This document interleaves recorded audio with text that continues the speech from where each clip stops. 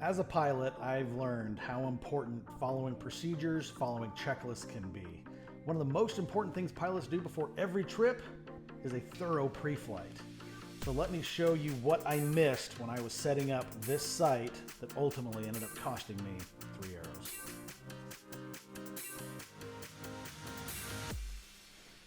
This is my PSC XF33. I picked this up a few weeks ago. I set it up pretty quick because I took this to Conroe, Texas to go shoot the R100. I had a great time down there. I've put a video out about that if you haven't watched it yet. During that though, I started noticing some lefts and rights that didn't make sense. I mostly just assumed it was me because, let's be honest, I'm not that great of a shot. But they just kept getting worse. So I'd shot the 2 courses and I was at the Steel Forest Challenge and my bow was hitting way right. Completely unexplained. I was just like, why is it? It was hitting like 8 inches to the right. I'd shot a couple targets and I went back to pick up my bow, and when I did, my whole sight just went clunk sideways. These 2 screws right here are for the 3rd axis. And because it's mounted so far back here on the sight, a lot of other sights the 3rd axis is up here at the front. This whole housing can swing huge amount, which definitely made up for my left and right misses. As I was setting this bow up, knowing it was used, I went through every bolt and every screw I could and checked to make sure everything was tight because I didn't want anything coming loose on me. Even went through the rest and I went through the sight, except for those 2 bolts. I kind of kicked myself because I actually checked the 3rd axis with my Hamskea to make sure it was on and it was perfect. So I just left it. At no point did I check to make sure those screws were tight. I figured today would be a great time for me to pull this out, and we'll demonstrate how to set your 3rd axis level using the Hamskea Gen2Pro 3rd axis level. We have to start off making sure the bow is perfectly level, so left and right, or sorry, forward and backwards is perfect. We're going to turn this direction. And this Baker Archery Products Vise is just, it makes it so easy to dial that in. So now the string's level. I figure we might as well just check all the axes here. So I'm going to put this on the rail. And we're going to make sure that the 1st axis is on. Oh, look at that. Let me show you. So that right there is showing our rail is perfectly level. From back here, it looks like our 2nd axis is still pretty much spot on. Well, since we know that the 1st axis and 2nd axis are still where they're supposed to be, I'm pretty sure it's just the 3rd axis is way off, because when we tightened it back down in the field, we just kind of eyeballed it and tightened it, and I just kept shooting. That's what resulted in some of those. So what I'm going to do now is we are going to show you what this thing is when it comes with your Hamskea level. You're going to leave the Hamskea still mounted to your rail just like it was before, and you're going to take this pin, and it's got a little nylon nut on it, and you are just going to screw this in through this hole here. It's at the top, and I will show you what we're going to do with this in just a moment. I guess we haven't explained. For those that don't know why 3rd axis is important, let me give a quick explanation. If you have your sight just like mine is now, it's perfectly level for the 1st axis and 2nd axis while the bow is level, you're going to shoot just fine long as you are shooting level. But as soon as you start pitching up or pitching down, and even just on a rover sight like this, if you roll it all the way, you're pitching the bow up to compensate for shooting at distance. So even though it still might be pretty flat, you're still pitching the bow up. If your 3rd axis, and that's when the sight moves either, you know, if you got the sight like this, it's moving forward or backwards. If it's out of whack, like this, when you point down or point up, your bubble's going to run to one side or the other, and you're going to start torquing the bow to level the bubble, but in reality, the bubble's not level. So what you're doing is you're getting your bubble to look level, but your bow's way out of whack, and your arrows are going to start going way left or way right. The Hamskea is still mounted to the rail. We know it's level because we just got done doing that. We can still look at it from here and it's still level. This is machined to be perfectly perpendicular to that. So it's running, this pin is running perfectly straight up and down. So now that we know that, we can take the bow out of the vise And what we're going to do is we are going to use this to line up against something level.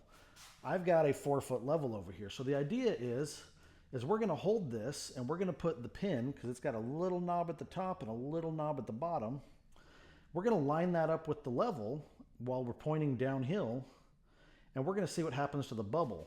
If the bubble, while pointing downhill, if the bubble goes left, that means the sight is too far or too close to us. We need to push it out, and vice versa. Now, you want to do this at full draw, but I wanted to be able to demonstrate this for you here.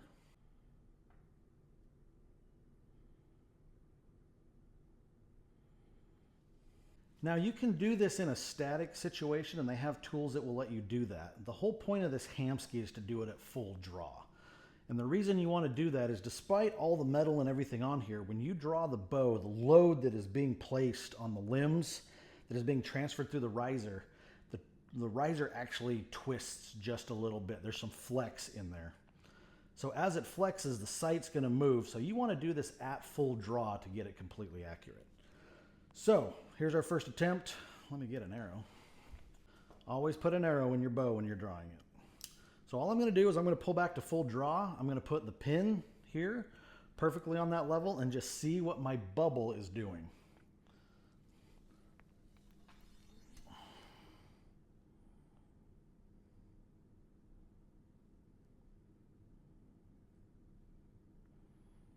And as anticipated, that bubble is running left. Third axis adjustment on this trophy ridge are these 2 bolts that are back here. So I believe that this one is the pivot bolt, and I'm just going to loosen it ever so slightly, and then this one on the right side is the slot. Just going to loosen them a little bit. And it's got some indication marks, and I know it was too close because the bubble was running left. So I'm just going to make the slightest adjustment here. All right, there. I'm going to tighten this back down, and we're going to do it again. And just to give you the example, because my sight was tipped in towards me too much, anytime I was shooting up, that would mean, because if I was down, the bubble was left. If you go up, the bubble goes right. So what I was doing to compensate is I was tilting my bow to the right to get my bubble level, and I was hitting right. So that makes sense. That's 100% what was going on. So with that small adjustment, let's see what it's doing now.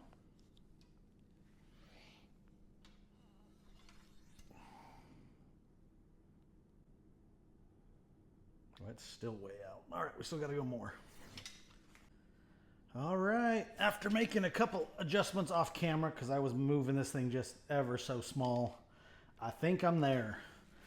That is something I wish I could show you on camera. I just don't have any way of doing that. I guess if I had an elaborate draw board, I could put this in and I could tilt it, maybe, but I don't have that.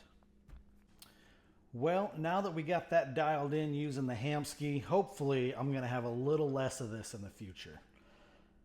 If you've had some unexplained misses left and right, especially when you're shooting uphill or downhill, maybe it's time to get your third axis checked, because there's a good chance it's off.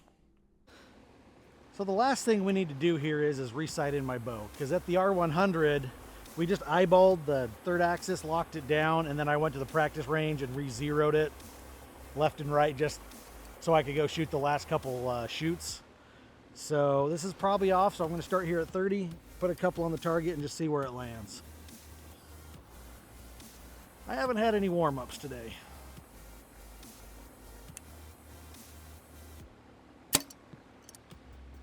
That hit 6 inches left, at least. Throw a few cranks in there.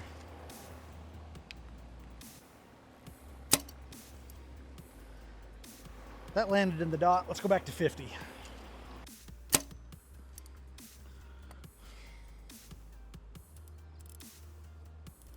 Couple more clicks.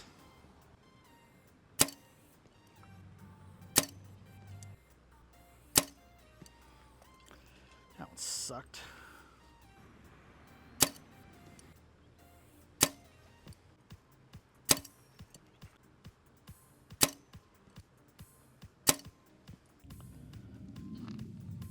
Well, it's not too bad a group, especially if you consider I haven't shot this bow since the R100. So yeah, they're all in the center module. Obviously this one's kind of a flyer from the group. I can't shoot a group without at least one flyer. But these ones are a softball group all in the center module. I think we're going to count it dialed back in. Thanks for coming along on this one. If you like the content, please like and subscribe. I've got more videos on the way. It's just trying to find time that I'm home that I can get them made. Well, I couldn't figure out what the dog was doing over here in the bushes, but here's a big old turtle. He's probably up here from the pond trying to lay an egg. What are you doing, Turt? You're way bigger than our pet turtles.